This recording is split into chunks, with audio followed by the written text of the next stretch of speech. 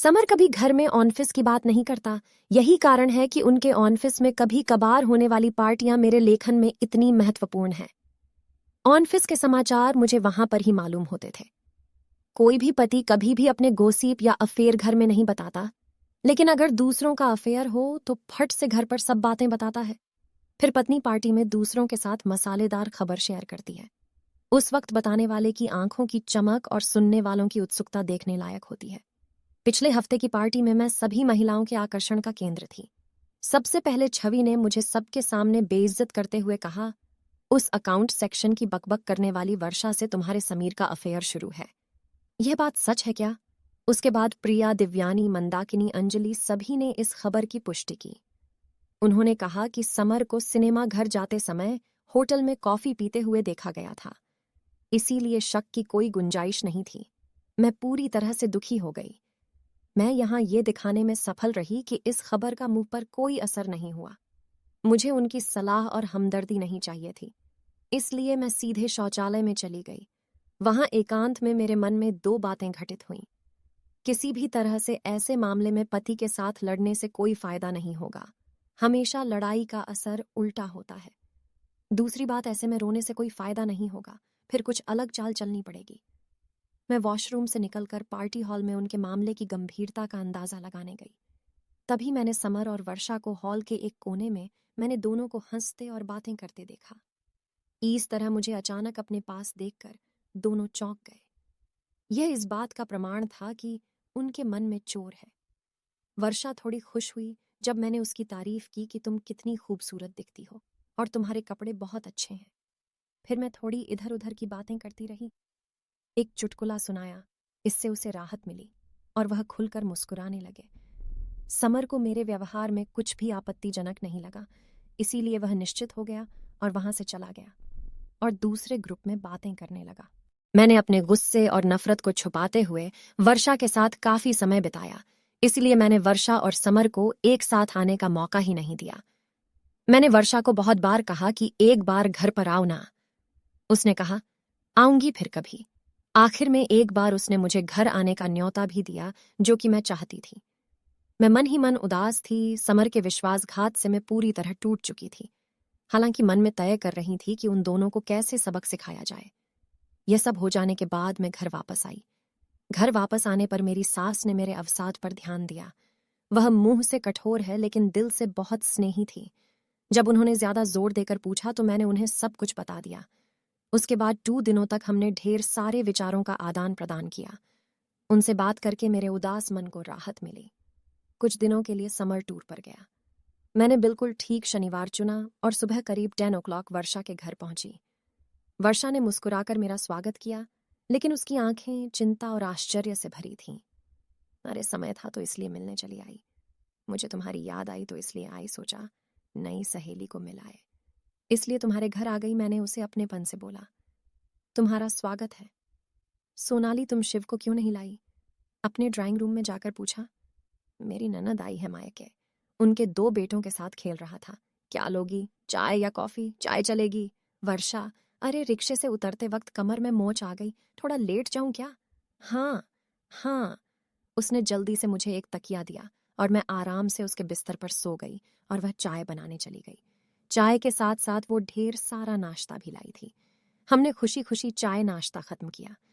जल्द ही हम कई विषय पर खुलकर बात करने लगे। बात करते करते मैंने उसकी शादी की बात उठा दी।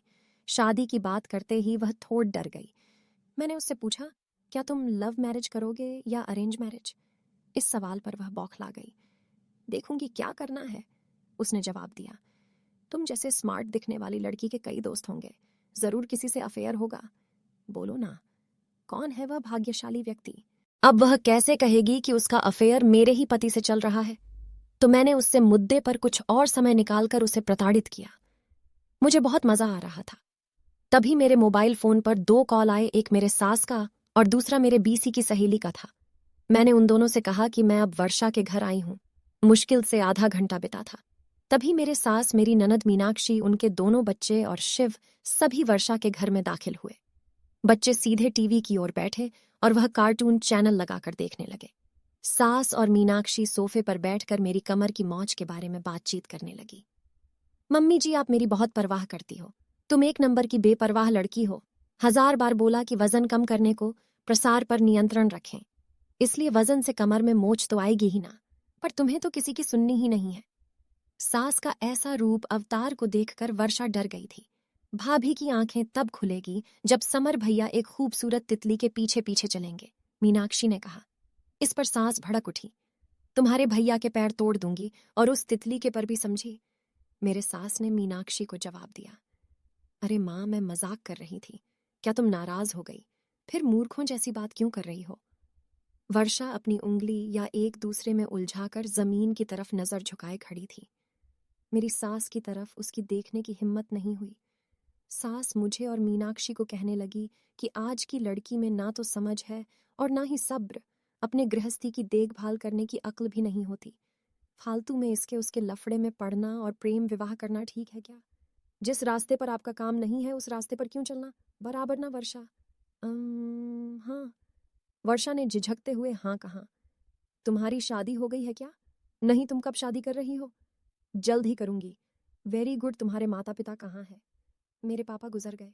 माँ है, वह आज मेरी मौसी से मिलने गए हैं। कब आएगी? शाम को आने वाली है। मैं उनसे मिलने आऊंगी कभी। सोनाली, तुम यहाँ ही रुकने वाली हो क्या? कमर की मौज कैसी है अब तुम्हारी? माँ, दर्द तो बढ़ गया, बहुत दर्द हो रहा है। डॉक्टर को बुलाए क्या? नहीं नहीं, मैंने डरने का नाटक किया। और कहाँ वर्षा, तुम्हारे पास आयोडेक्स है क्या? हाँ है ना, लाती हूँ, बोलकर वर्षा जल्दी से अंदर गई। मैंने उससे आयोडेक्स लगवाया। मेरी सास वर्षा को जवान लड़कियों ने कैसे बर्ताव करना चाहिए इस पर लेक्चर दे रही थी।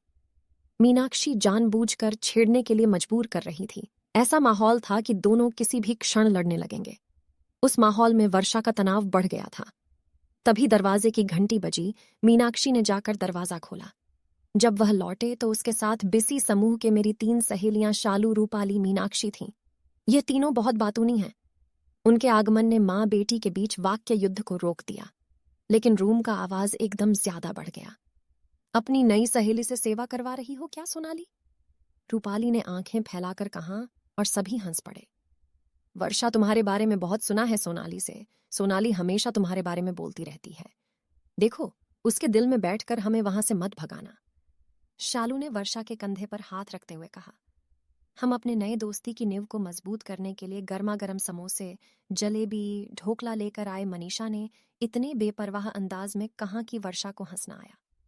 अपना परिचय देने के बाद तीनों साहसपूर्वक रसोई में घुस गए। आयोडेक्स को अपनी जगह रखकर हाथ धोकर वर्षा रसोई घर में गए तो उनकी चाय बनकर रेडी थी। लेकिन एक बात सच है कि सब कुछ वर्षा के घर में था और वह अपनी अपनी जगह पर था। शालू ने बच्चों के लिए फ्रीज से जूस का जग निकाला।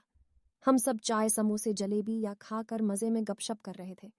वर्षा के फ्लैट में ऐसा हंगामा कभी नहीं हुआ होगा। मेरी सहेलियों ने तुरंत वर्षा से दोस्ती कर ली। वर्षा भी उनसे बहुत खुलकर बात भी कर रही थी, जैसे वह पुराने परिचित हो। शालू ने शरारत भरे अंदाज में कहा कि सोनाली, वर्षा से दोस्ती करने से तुम्हें जरूर फायदा होगा। मैंने कुतूहलवश पूछा, कौन सा फायदा? अरे, समर के ऑफिस में होने से वर्षा तुम्हें वहां की सारी बातें बराबर बताएगी। मतलब अगर तुम्हारे समर का वहां किसी से अफेयर हुआ तो ये तुम्हें तुरंत बता देगी। अरे हाँ, सच में वर्षा, तुम मेरी आंखें बनकर समर पर ध्यान रखोगी? मैंने बहुत प्यार से वर्षा को कहा। वर्षा के गाल एकदम गुलाबी हो गए। उसने जवाब नहीं दिया, सिर्फ सिर हिला दिया और फिर वह टेबल पर का सामान समेटने लगी। रूम का फैला हुआ सामान निपटाने वाली थी कि तभी मेरे ससुर वहां आ गए। उनके आते ही माहौल बदल गया। मेरे ससुर बहुत स्ट्रिक्ट थे। मेरी सहेलियों ने फटाफट पल्लू दोनों कंधे पर लिया और झुककर उनका आशीर्वाद लिया। सब ऐसे चुप हो गए जैसे उनको बोलना आता ही नहीं हो। बहू घर चलने की स्थिति में हो या एम्बुलेंस बुलाए? उन्होंने गंभीरता से मुझसे पूछा। चलूंगी पापा। मैं नम्रता से बिस्तर से नीचे उतरी। मैंने डॉस शशि को फोन किया।